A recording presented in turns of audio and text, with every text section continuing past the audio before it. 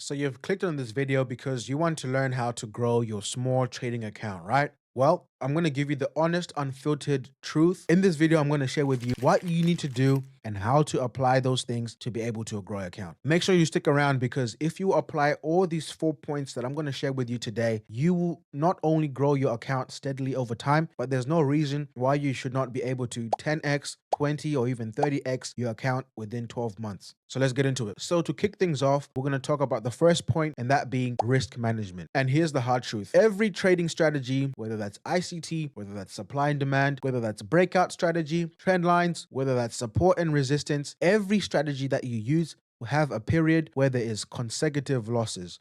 That's just part of the game.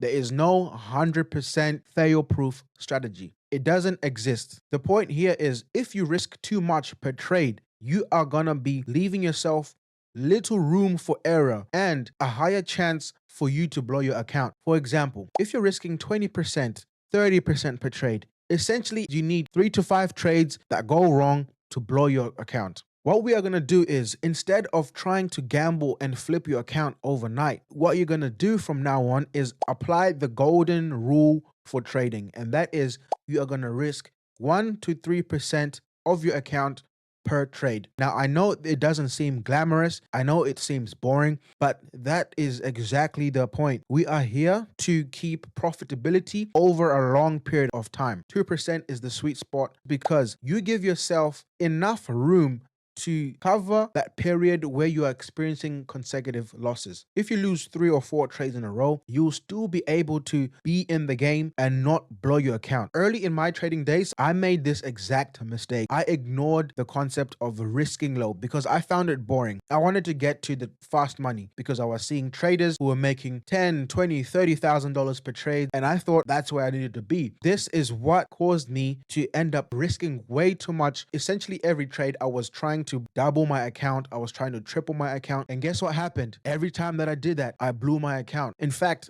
all the accounts that I blew early on in my career were attributed to this one mistake, and that is I did not have proper risk management. This also ties in with greed. When you become greedy and you want to get to the big bags real quick, you will skip steps that you're supposed to go through. You're supposed to go through the period where you have little returns because you're supposed to be learning and developing proper risk management and discipline. But if you skip that, risking large positions on your account too early, you have terrible trading habits that even if you do end up having $1 million account, you could lose that faster than you blink. So we are here for the long haul. We're not here just to gamble. If you are not going to apply risk management, you're essentially going to be gambling. And this perfectly ties into point number 2, and that is growth is all about tiny compounds. So let your profits breathe. Once you start making money and once you start seeing profits, you don't want to start making withdrawals. You want to let your account grow over time. As Albert Einstein once said, compound interest is the 8th wonder of the world. And this is how real growth happens. If you grow your account by 1% a week, that equates to just under 67% worth of growth a year compounded.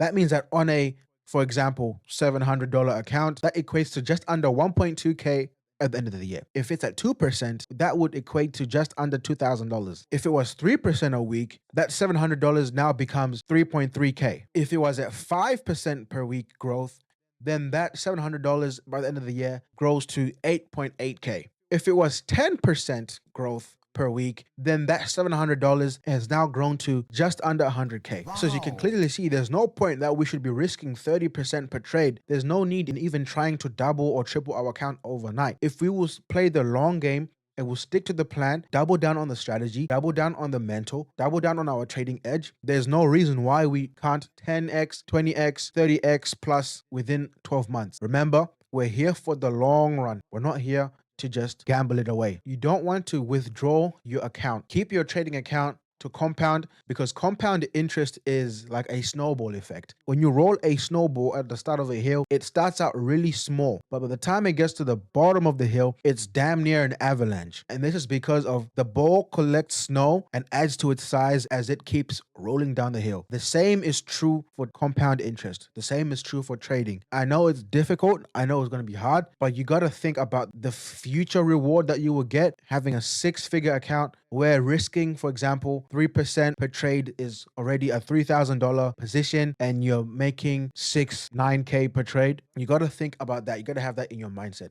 Don't kill your compound too early, which leads us to point number 3.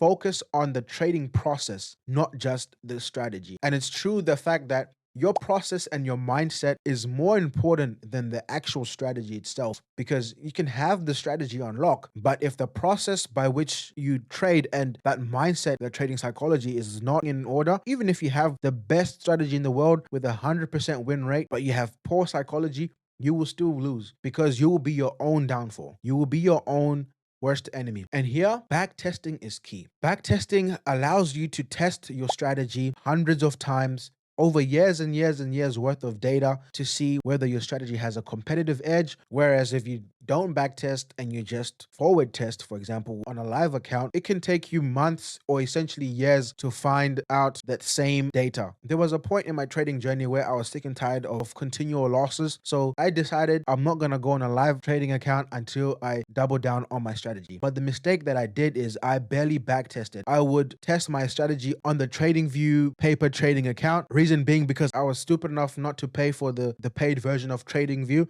where you can run back test on data. And essentially, there was a point where I went about, I think it was between 9 months of not trading. And that was a waste of time because had I just paid for TradingView and I would have had access to decades and decades and decades worth of data, I could have back tested the strategy hundreds of times within a week.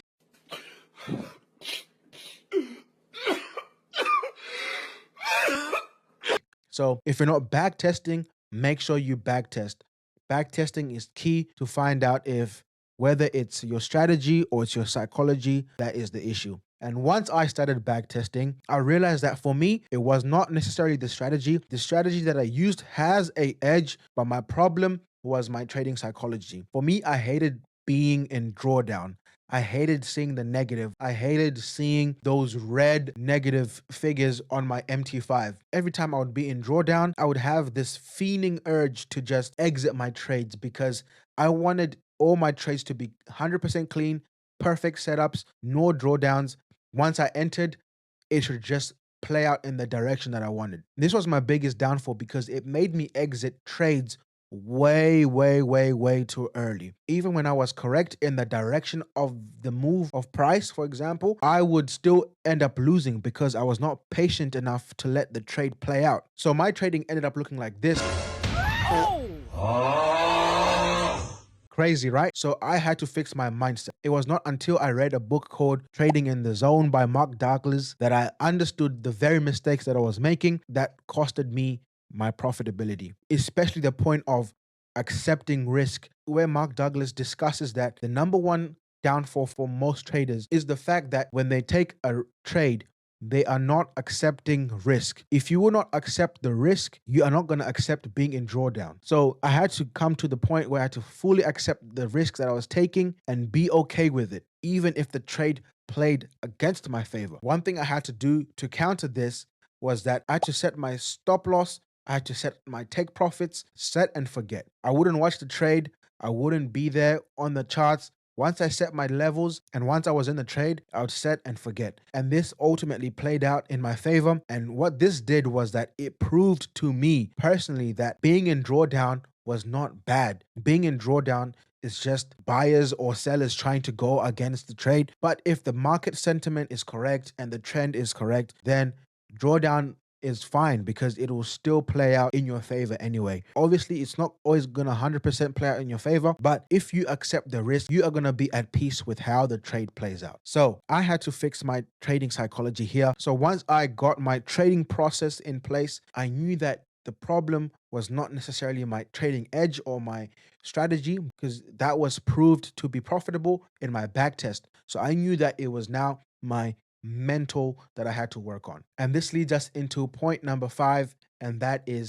you need to actively fund your trading account and not rely on profits alone. You need to have an income source in order to keep topping up your trading account. That way, your trading account not only grows through compound interest, but it grows through active income coming into your account. So yes, you need to keep a job, whether that's going to be a full-time job, part-time job, casual job, However, you need to have some source of income that every time that you get paid, you're going to set aside some money to top into your trading account. For example, for me, I'm a real estate agent by day. That's my day job. I've been trading Forex for 8 years, and I've recently got to the point where now I'm starting to make more money from my trading than from my job, but I haven't quit yet. Why? Well, because I have a wife, I have a mortgage, I have bills to pay, I have more responsibilities to cover. So I'm not just going to quit my job just because I started now making more money in my trading than at my work. I have responsibilities that I need to take care of. So I can't just quit and jump into trading without a big cushion. What does that cushion look like for me? And this is personally for me. What that looks like is I have to be able to cover my monthly expenses for my household and for my own personal expenses at least 5 to 6 times over per month. Now, that means probably for someone like me who's married and who's got responsibilities and bills to pay, I'm not going to quit my job until I have a high 6, if not 7 figure trading account. Now, that might sound extreme to someone else. For example, if you can live on less, you're a young guy, you've got low expenses, you live with your parents at home, you can live comfortably with less than that, then that's for you.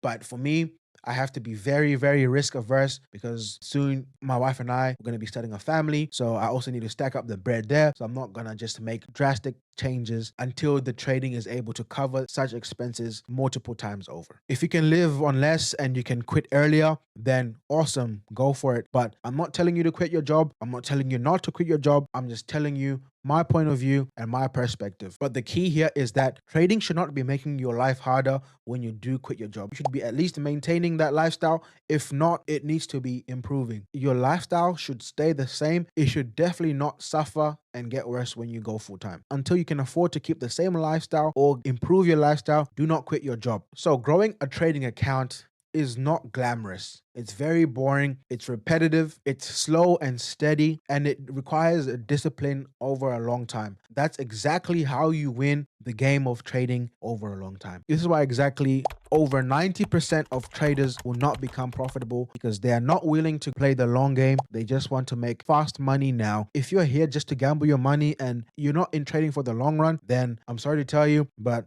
you're going to be those people, part of the 90% who just come to trading and will never be profitable because you'll be trading for the wrong reasons. You'll be highly emotional. You'll be gambling your money, risking way too much. And disciplined traders are going to be happy to take your money as you blow your account. They're happy to collect your cash because trading is a zero-sum game. And that means your loss is my gain.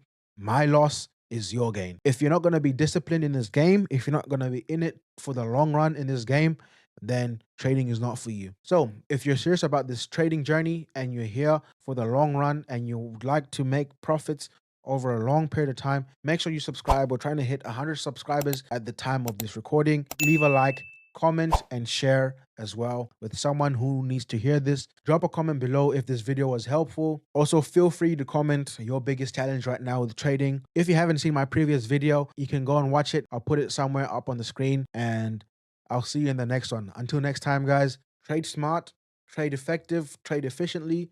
Be blessed.